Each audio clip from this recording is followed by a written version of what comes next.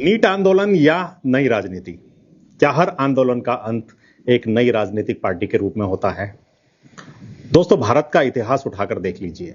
हमारे देश में जितनी भी बड़ी राजनीतिक पार्टियां बनी हैं, उनमें से अधिकांश किसी न किसी आंदोलन, असंतोष, विचारधारा या बड़े जन मुद्दों से निकली हुई पार्टियां हैं। इसलिए एक बड़ा सवाल है जिसे पूछना बहुत जरूरी है, आपको भी पूछना चाहिए और मैं भी पूछूंगा कि क्या आज जो नीट को लेकर आंदोलन चल रहा है उसका मकसद सिर्फ शिक्षा व्यवस्था को सुधारना है, या भविष्य में यह एक नई राजनीतिक पार्टी की नींव रखी जा रही है? आज हम किसी पार्टी का समर्थन भी नहीं करेंगे और ना किसी पार्टी का विरोध करेंगे। आज पूरी तरह से हम एक निष्पक्ष इसके बारे में वार्ता करेंगे। आज हम केवल इतिहास, राजनीति और घटनाओं की क्रोनोलॉजी को समझते हैं और थोड़ा सा 100 साल पीछे चले जाते हैं और इतिहास को समझने की कोशिश करते हैं कि हमारे देश का राजनीतिक पार्टियों का इतिहास आज तक क्या रहा है। 1885 यानी कि 100 साल से भी ज्यादा पीछे चले गए हम लोग। उस समय पे अंग्रेजों का राज था, हमारा भारत देश गुलाम था। भारतीय राष्ट्रीय कांग्रेस का गठन हुआ। कांग्रेस का उद्देश्य था कि भारतीयों की आवाज ब्रिटिश सरकार तक संगठित तरीके से पहुंचे और प्रशासन में भारतीयों की भागीदारी बढ़े। इतना सा उद्देश्य लेके कांग्रेस ने अपनी पार्टी का गठन किया। समय बदला, आजादी की लड़ाई शुरू हो गई और वही कांग्रेस स्वतंत्रता आंदोलन की सबसे बड़ी राजनीतिक पार्टी बन गई। आज देश आजाद हो गया और कांग्रेस सत्ता में आ गई। फिर आया दूसरा दौर। समय के साथ साथ लोगों का एक वर्ग कांग्रेस की नीतियों से असहमत होने लगा, यानी कि एक बड़ा वर्ग जो था वो कांग्रेस के अगेंस्ट था। कांग्रेस की जो भी नीतियां थी उन्हें पसंद नहीं थी। विभिन्न वैचारिक धाराओं के आधार पर नए राजनीतिक संगठन बने और उनमें से एक सबसे बड़ा संगठन था भारतीय जनता पार्टी, जिसे हम आज के डेट में बीजेपी कहते हैं। भारतीय जनता पार्टी का उदय हुआ, राजनीतिक और वैचारिक दृष्टिकोण के साथ हुआ। उसने राष्ट्रवाद, सांस्कृतिक पहचान और अलग राजनीतिक एजेंडे को सामने लेकर आई, हिंदुत्व को सामने लेकर आई। उसके बाद फिर दौर बदला, फिर सामाजिक न्याय की राजनीति चलने लगी। देश में दलितों की आवाज को राष्ट्रीय मंच देने के लिए बहुजन समाजवादी पार्टी का जन्म हुआ, श्री काशीराम जी ने किया था। पिछड़े वर्ग की राजनीति को लेकर समाजवादी पार्टी का जन्म हो गया। क्षेत्रीय दल बनने लगे, यानी कि क्षेत्रवाद बढ़ने लगा। जाति के आधार पर दल बनने लगे, भाषाओं के आधार पर दल बनने लगे और हर पार्टी, जो भी दल बनता था, जो भी पार्टी आती थी, कोई ना कोई मुद्दा लेकर आती थी। एक मुद्दा आया, वो थोड़ा सा हिट हुआ और एक पार्टी बन गई। ऐसी समय बीतता चला गया। उसके बाद फिर आया भ्रष्टाचार का आंदोलन। बहुत बड़ा आंदोलन था सन 2011, आज से ठीक 15 साल पहले। पूरा का पूरा देश सड़कों पर उतर आया। अन्ना हजारे का आंदोलन। और अन्ना हजारे नो डाउट एक बहुत ही ईमानदार व्यक्ति हैं। लोकपाल, जन लोकपाल, भ्रष्टाचार को खत्म करने की मांग को लेकर लोग सड़कों पर उतर गए। आज की डेट में जहां तक मुझे याद है, मेरी उम्र के हिसाब से देश का यह सबसे बड़ा गैर राजनीतिक आंदोलन माना जा सकता है जो आज तक मैंने देखा है। लेकिन कुछ समय के बाद उस आंदोलन में से एक नई राजनीतिक पार्टी निकल कर आई और उस पार्टी का नाम था आम आदमी पार्टी। क्योंकि नाम ही इस तरह का था कि आम आदमी की दिल पर चोट करती थी यह पार्टी, तो आम आदमी ने सोचा कि यह पार्टी तो हमारी पार्टी है। उस समय कहा गया, जो जितने भी पार्टी के कार्यकर्ता थे, पार्टी के जो नेता थे, उन्होंने कहा कि हम राजनीति को बदलने आए हैं। लोगों ने उन पर भरोसा कर लिया।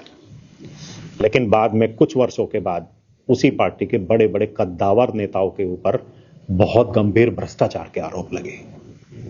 तो कई सारे बड़े बड़े नेता सालों तक जेल में रहे, कानूनी प्रक्रिया का सामना करना पड़ा और आज तक भी कई सारे केसेस तो न्यायालय में विचाराधीन है। यानी कि आंदोलन जो था भ्रष्टाचार का, वो राजनीति में बदल गया। अब आ जाते हैं आज के मुद्दे पर, नीट पेपर लीक। अगर कोई मुझसे पूछता है कि क्या यह मुद्दा वास्तव में वास्तविक मुद्दा है, तो इस पर मेरा जवाब होगा 100% सही मुद्दा है। और यह कोई छोटा मुद्दा नहीं है। यह मुद्दा राष्ट्रीय सुरक्षा से ज्यादा गंभीर तो नहीं है खैर, लेकिन एक गंभीर मुद्दा है, क्योंकि इस मुद्दों के साथ देश के भविष्य और देश के युवाओं का भविष्य जुड़ा हुआ है। क्योंकि नीट की अगर मैं बात करूं तो नीट एक ऐसा सब्जेक्ट है, नीट एक ऐसा एग्जाम है जिसको क्लियर करने के बाद देश के अंदर भविष्य के डॉक्टर निकलते हैं। वो डॉक्टर जिन्हें हम भगवान के बाद दूसरा दर्जा देते हैं। जिस डॉक्टर के हाथ में कल हमारी और हमारे परिवार की जिंदगी होगी, अगर उसकी परीक्षा ही ईमानदारी से नहीं होगी तो पूरे सिस्टम पर सवाल उठना स्वाभाविक है सर। आपको भी उठाना पड़ेगा सवाल और मुझे भी उठाना पड़ेगा, हम सबको मिलकर सिस्टम पर सवाल उठाना पड़ेगा। लेकिन यहां पर एक मेरा सवाल, क्या केवल शिक्षा मंत्री का इस्तीफा इसका सॉल्यूशन है? बहुत से लोग कह रहे हैं कि शिक्षा मंत्री इस्तीफा दें, शिक्षा मंत्री इस्तीफा दें। मैं कहता हूं कि अगर किसी मंत्री की जवाबदेही बनती है तो लोकतंत्र में उसकी गंभीर और गहनता के साथ जांच होनी चाहिए। सस्पेंड कर देना चाहिए, टर्मिनेट कर देना चाहिए। इस्तीफा तो बात की बात है, बहुत छोटी सी चीज है। लेकिन सवाल पूछिए, क्या केवल एक व्यक्ति के इस्तीफे से पेपर लीक होने बंद हो जाएंगे? क्या 2027 में नीट का पेपर लीक नहीं होगा अगर शिक्षा मंत्री इस्तीफा दे दे? क्या पूरा सिस्टम बदल जाएगा अगर एक शिक्षा मंत्री ने इस्तीफा दे दिया? तो कितनी वैल्यू है एक शिक्षा मंत्री की? नहीं सर, सिस्टम नहीं बदलेगा और ये इसका सोल्यूशन नहीं है। असली समाधान क्या है? समाधान है, हर समस्या का समाधान होता है। जब भी कोई समस्या आती है, जब भी कोई प्रॉब्लम आती है, समाधान को साथ लेकर आती है और इसका समाधान है कानून, स्ट्रिक्ट कानून, स्ट्रिक्ट लॉ। एक ऐसा कानून जिसमें पेपर लीक होने वाले, पेपर लीक करने वाले, पेपर को लीक होने के बाद खरीदने वाले, पेपर को बेचने वाले और ये बड़े बड़े जितने भी कोचिंग माफिया हैं, ये सारे माफिया और अंदर बैठे हुए अधिकारी जो सांठ गांठ करके ये सब कराते हैं, सबके खिलाफ ऐसी धाराएं लगें, ऐसी सजा हो कि अगली बार कोई सोच भी ना सके। सख्त जांच, फास्ट ट्रैक कोर्ट और समयबद्ध ट्रायल। यानी कि अगर कोर्ट में केस जाता है तो उसकी एक लिमिट होनी चाहिए कि 1 साल के अंदर इस पे एनी हाउ डिसीजन देना ही पड़ेगा। आप कोर्ट दिन में चलाएं, रात में चलाएं, पूरी रात चलाएं, बट आपको समाधान यानी कि जजमेंट आपको विद इन ए ईयर देना होगा।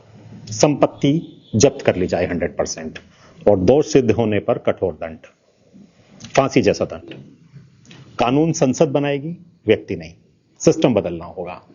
लेकिन अब सबसे बड़ा सवाल एक और, क्या लगता है कि आपको जो कुछ चल रहा है उसका उद्देश्य सिर्फ शिक्षा प्रणाली को सुधार करना है या भविष्य की राजनीति भी इसमें कहीं ना कहीं छुपी हुई है? क्योंकि जो इतिहास है, पीछे का इतिहास, 100 साल से भी ज्यादा का इतिहास, वो तो हमें यही सिखाता है कि जब भी कोई बड़ा जन आंदोलन हुआ तो उसके भीतर राजनीति प्रवेश कर जाती है, कहीं ना कहीं से, दाएं से, बाएं से, आगे से, पीछे से, पॉलिटिक्स उसमें जरूर एंटर कर जाती है। और ये सिर्फ भारत में नहीं होता, हमारे देश में नहीं होता, पूरी दुनिया में ऐसा होता है, क्योंकि ये प्रजातंत्र की, लोकतंत्र की प्रकृति है, प्रवृत्ति है। ये मेरा व्यक्तिगत विश्लेषण है। मुझे लगता है कि मुद्दा पूरी तरह वास्तविक है। देश के करोड़ों छात्रों का भविष्य इससे जुड़ा हुआ है, इसमें कोई दो राय नहीं है। और छात्रों का जहां पर भविष्य जुड़ा हुआ होता है वो बहुत ही सीरियस मुद्दा है, इसमें भी कोई दो राय नहीं है। लेकिन कई बार वास्तविक मुद्दों पर अलग अलग राजनीतिक समूह अपनी अलग अलग रणनीति के साथ सक्रिय हो जाते हैं, यानी कि राजनीति होने लगती है, पॉलिटिक्स होने लगती है और वास्तविक मुद्दों से हम भटक जाते हैं। और यही लोकतंत्र का हिस्सा भी है। हम भारत के नागरिक हैं तो हमें दो बातों में फर्क करना सीखना होगा, हर नागरिक को सीखना होगा। सबसे पहला तो ये कि मुद्दा क्या है, और दूसरा ये कि उस मुद्दे का राजनीतिक उपयोग कौन कौन और कैसे कैसे कर रहा है। यानी कि जो मुद्दा उठाया जा रहा है, जो आंदोलन किया जा रहा है, उसके पीछे कौन है, इसको समझना बहुत जरूरी है। सबसे महत्वपूर्ण बात, अगर कोई कल नई पार्टी, राजनीतिक पार्टी बनती है तो उसका स्वागत या विरोध तो जनता करेगी, लेकिन उससे भी बड़ा एक सवाल रहेगा कि क्या उस पार्टी ने उस मूल समस्या का समाधान किया जिस समस्या को लेकर वो पार्टी का गठन किया गया था। यानी कि जिस जन आंदोलन को लेकर उस पार्टी का संगठन किया गया, क्या उस मुद्दे को रिजॉल्व किया गया जिसके नाम पर वो पार्टी पैदा हुई थी? क्योंकि आज तक इतिहास गवाह है यहां भी कि हर आंदोलन सत्ता तक पहुंचने के बाद खत्म हो जाता है, रेजोल्यूशन उसका कभी नहीं निकलता। इसलिए मेरा मानना है कि नीट का मुद्दा किसी पार्टी का मुद्दा नहीं होना चाहिए, इसके पीछे राजनीति नहीं होनी चाहिए। ये सिर्फ और सिर्फ मेरे देश का मुद्दा है, आपके देश का मुद्दा है, हम सभी के देश का मुद्दा है। ये छात्रों का मुद्दा है, ये छात्रों के माता पिता का मुद्दा है, ये डॉक्टरों का मुद्दा है और ये हम सब का मुद्दा है, पूरे भारत के भविष्य का मुद्दा है। ये राजनीतिक मुद्दा नहीं है। अगर किसी को राजनीति करनी है तो करिए भैया, कौन मना करता है आपको राजनीति करने के लिए? लेकिन कम से कम भैया छात्रों के भविष्य के साथ तो राजनीति मत कीजिए। राजनीति करने के लिए आपको बहुत मंच मिलेंगे, कम से कम उन छात्रों के लिए तो नहीं जो कल का भविष्य है, कल का भारत है। आपकी क्या राय है इस पर? आपको क्या लगता है कि क्या यह आंदोलन सिर्फ शिक्षा सुधार के लिए है या इसके पीछे कोई रणनीति है, कोई राजनीति है जो भविष्य में एक नई राजनीतिक पार्टी का गठन करने के लिए की जा रही है? अपनी राय कमेंट बॉक्स में मुझे बताइएगा। अगर आपको ये वीडियो अच्छा लगा है तो इसे शेयर कर सकते हैं, फॉलो कर सकते हैं और चैनल को सब्सक्राइब कर सकते हैं। मिलता हूं आपसे अपने नेक्स्ट वीडियो में नया मुद्दा लेकर। तब तक के लिए जय हिंद, जय भारत।